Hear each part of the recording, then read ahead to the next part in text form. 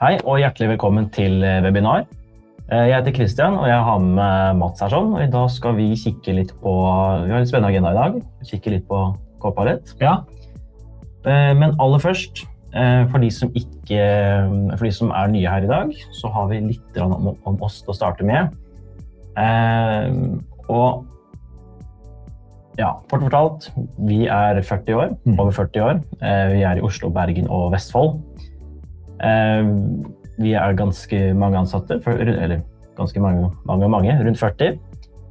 Og vi er spesialister innen samhandling, IT-sikkerhet, Teams, Dynamics, Copilot og veldig mye mer. Vi ser på oss selv som en totalleverandør på IT. Stor del av det vi gjør er mye Dynamics og Copilot, og det er jo litt det vi skal se på i dag. Copilot på Sales, der skjer det mye nye ting hele tiden. Så i dag skal vi prate om det, og så skal vi vise en del hvordan det fungerer. Ja. Rett og slett. Ja.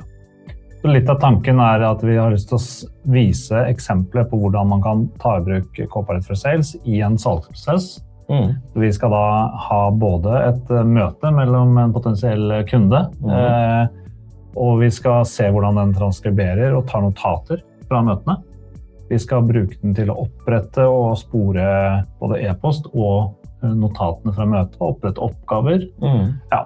Rett og slett bruke den på en smart og fornuftig måte, sånn at vi blir bedre på salgsarbeidet, og at det får litt bedre flyt i salgsarbeidet vårt.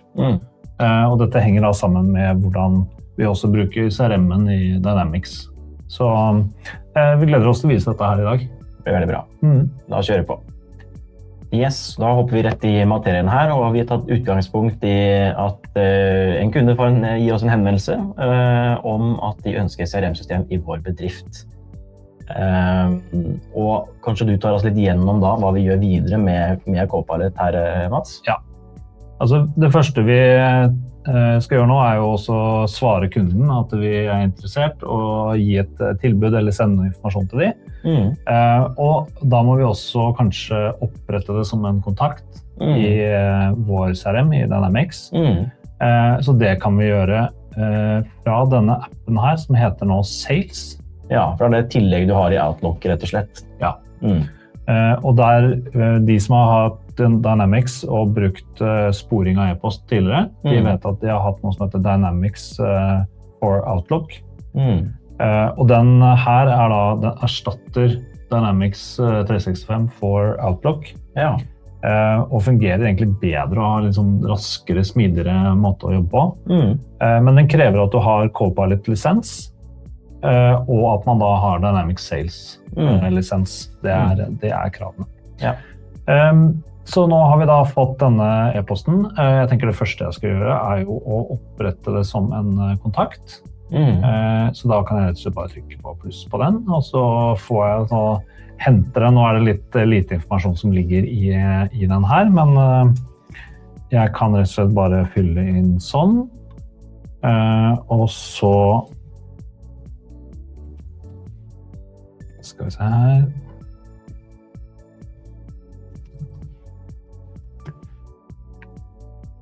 Lager jeg kontakten.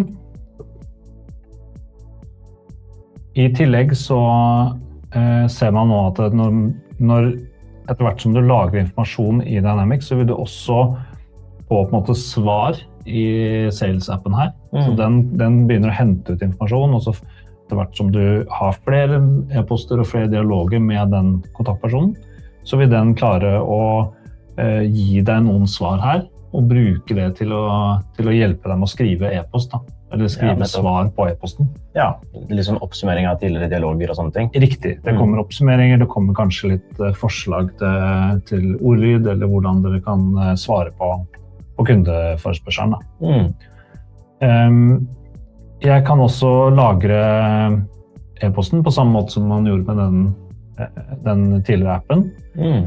Og da kan man enten søke etter en oppføring. Her har vi jo i dette tilfellet så har vi jukset litt på forhånd og lagd en salgsmulighet i Dynamicsen vår. Så vi kobler den rett og slett til den. Og da vil man se at den står og jobber litt, og så når den e-posten er koblet til, så vil svar frem og tilbake i videre dialog nå, det vil automatisk spores. Det kult. Ja. Og så ser du, denne her har vi jo gjort litt med den salgsmuligheten i Dynamicsen vår. Så du ser at her vil det allerede kommet inn noen sånne potensielle risikoer. Vi har også en slags oppsummering av kundekommunikasjon. Ja. Og klart, dette vil bli veldig mye bedre når du har mer kommunikasjon og på en måte bruker dette over tid. Dette jo nesten første gangen vi legger inn en e-post på den kontakten her. Ja. Så her det veldig lite da. Men det sier litt om mulighetene man kan få etter hvert. Absolutt. Og så har man også muligheten til å både koble det til en bedrift, en salgsmulighet. Vi har også muligheten til å koble det til prosjekter eller prosjektsaker eller andre, altså disse custom-entitetene eller modulene som vi lager i Dynamics, kan man også bruke sales-appen til å koble til. Nettopp. Og da har vi kanskje kommet så langt, da har vi gjort det vi trenger egentlig da, i Outlook. Ja. Så det rett og slett sporingsfunksjonen til Copilot for Sales. Så nå skal vi se litt mer på hvordan den kan fungere med transkribering av møter, og hvordan man også kan da legge notater og oppgaver fra møtene inn i Dynamics og jobbe videre med det der. Yes, da har vi kommet så langt at vi har fått henvendelsen, og nå skal vi kalle en kunde til møte for å ta den delen også. Det jo akkurat det kjenner vel sikkert de fleste til, men vi må gjennom dette her også. Ja. Så vi oppretter rett og slett et nytt arrangement, kaller det møte om CRM. Vi inviterer deltakerne, og så har vi hooket på at det et Teams-møte. Og så sender vi med agenda hvis vi tar med det, så blir det også bedre for Sales Copilot, som også leser den og forstår agendaen og innholdet på møtene etter hvert. Gjennomgang av CRM med eksempler. Og så velger vi å sende den. Og så går vi inn i det møtet.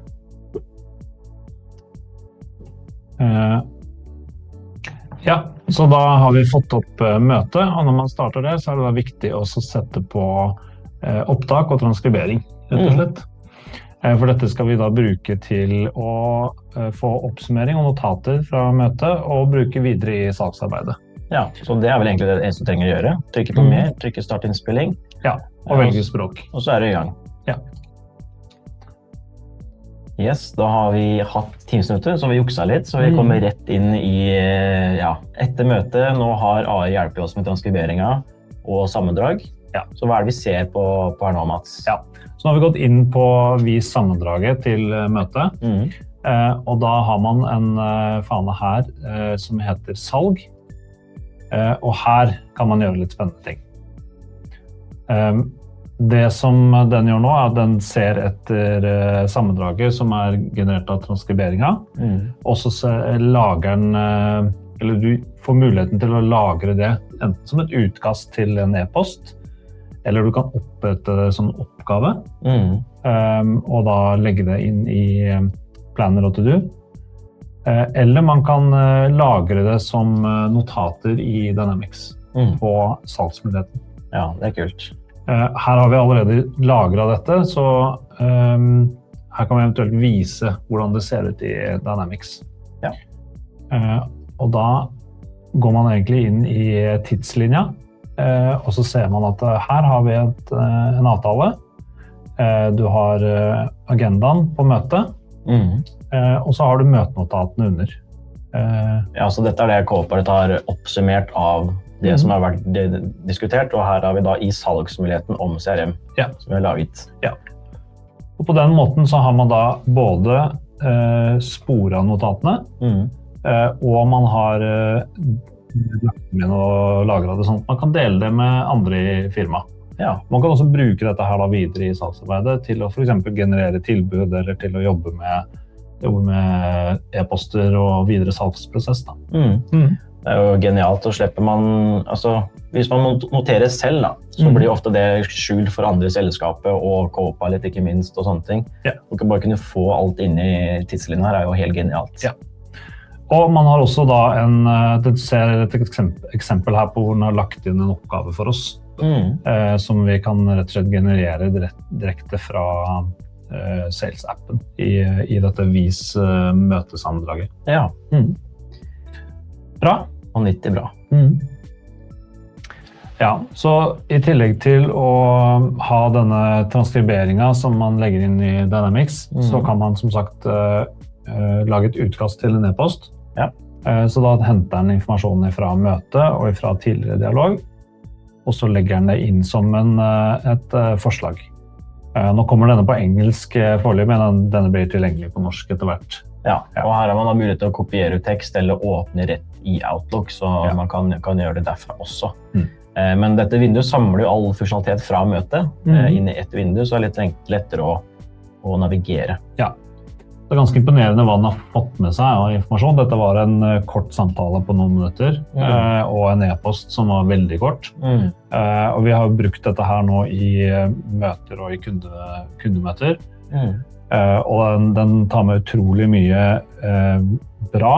Den tar med mye, liksom, den nøye på hva den tar med.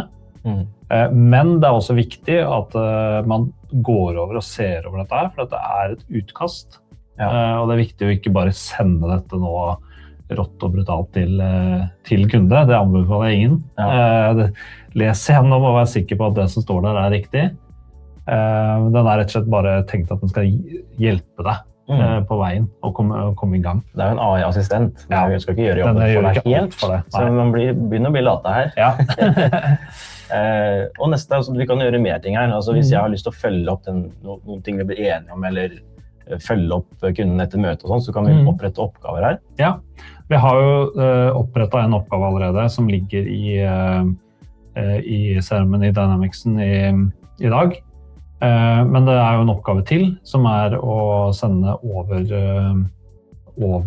tilbudet. Og da kan man rett og slett åpne et vindu som oppretter en oppgave i Dynamics uten å gå inn i selve Dynamics. Og si at dette rett og slett oversende tilbud eller løsning. Man kan velge eier og hva den koblet til. I dette tilfellet så den koblet til denne salgsmuligheten eller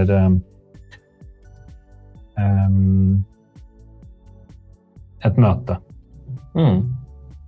Og så kan du sette forfall også på når du skal gjøre det inn. Da har du liksom gjort alt du trenger rundt hele salgsprosessen eller møtet, bare fra vinduet. Og i stedet for at man sitter og noterer ned på papir eller i OneNote ved siden av, så kan man være til stede hele tiden med kunden, og så gjør Copilot alt det her for deg. Det jo en drøm for oss selgere. Ja. Og du har også i beskrivelsesfeltet på oppgaven nå, så har du da den henter informasjon fra den oppgavebeskrivelsen. Og den har også en link til selve møtet. Så hvis du lurer på når du skal gjøre oppgaven, hva det dette handler om, så kan man gå inn, og så har man tilgang da til det vinduet vi inne i egentlig, da, hvor du kan navigere, ikke sant? Og da kan du se videoen fra møtet, og på en måte, når du skal svare på en oppgave eller gjøre noe, så kan du se hvor det spørsmålet ble sagt. Så det ganske nyttig, rett og slett. Trykker man på opprett her, og så kan man da følge opp denne videre inn i Dynamics. Ja.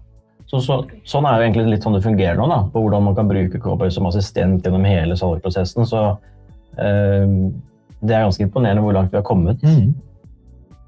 Ja, og dette jo bare starten. Nå har man fått muligheten til å bruke denne her hvis man har Copilot-lisens og Dynamics Sales-lisens. Vi har jo i tillegg til CRM-funksjonalitet, så har vi både prosjekter og prosjektsaker, vi har support i vår Dynamics. Og det også nå da mulig å spore denne e-posten eller notatene til mer enn bare kontakter og bedrifter. Man kan også spore den til disse custom-modulene eller disse entitetene som opprettet i Dynamics utover salg. Da. Ja, her kan du velge litt selv hvordan ting skal fungere, rett og slett. For da har vi innstillinger på Copilot, på Copilot for Sales. Ja. Så enten i denne Microsoft Copilot hjemmesiden, eller i Teams, så kan man gå inn på Sales-appen, altså på innstillinger, og her kan man da gjøre innstillingene. For å kunne gjøre de innstillingene, så må man ha en administrasjonsbruker, eller en bruker som har administrasjonsrettigheter i tenanten, og selvfølgelig også Copilot-lisens. Ja. Dette kan jo vi også hjelpe selskapet med, så det ikke det blir helt vilkårlig at man trykker helt vilt der inne. Men det synliggjør hvilke muligheter vi har her da, til å kunne tilpasse hva den blir koblet til. Ja. Og bare for å vise et eksempel her, da, som en av disse custom-unene vi har lagt til, så kan man da gå inn og så kan man si hva slags felter det som skal være synlige, hva det som skal være obligatoriske å legge inn, og skal man kunne få lov til å opprette for eksempel nye saker direkte fra Sales, det vil da si i Outlook. Ja. Nå har vi ikke hugget opp den på dette tilfellet, men disse andre, sånn som salgsmulighet, det har man mulighet til å opprette fra Sales direkte. Ja. Så veldig mye spennende. Jeg tror det kommer til å skje mye nytt på denne Sales Copilot-fronten fremover. Og jeg tror at det kommer til å komme, det litt agenter, og det kommer litt mer snacks her etter hvert. Anbefaler absolutt å begynne å teste det ut, ta det i bruk. Pass på å transkriber, og bruk Teams på møter. Så kommer man veldig, veldig, veldig langt. Ja, så da har vi fått vist dere hvordan Microsoft 365 Copilot Sales kan brukes i en salgsprosess. Hvis dere vil vite mer om dette her, eller hvis dere synes det interessant og har lyst til å prøve det selv, så gå inn på hjemmesidene våre på Microsoft 365 Copilot. Man kan også lese om de ulike pakkene eller kursene som vi kjører der. Og hvis dere ønsker å høre mer om enten priser eller hvordan dere kan ta det i bruk, så tar dere enten og fyller inn kontaktskjema eller tar kontakt med Christian hos oss. Det kan vi gjøre, så tar vi en møte for å se hvordan dette her kan fungere hos deg. Så tusen takk for at dere følte oss i dag. Så det var morsomt å se på.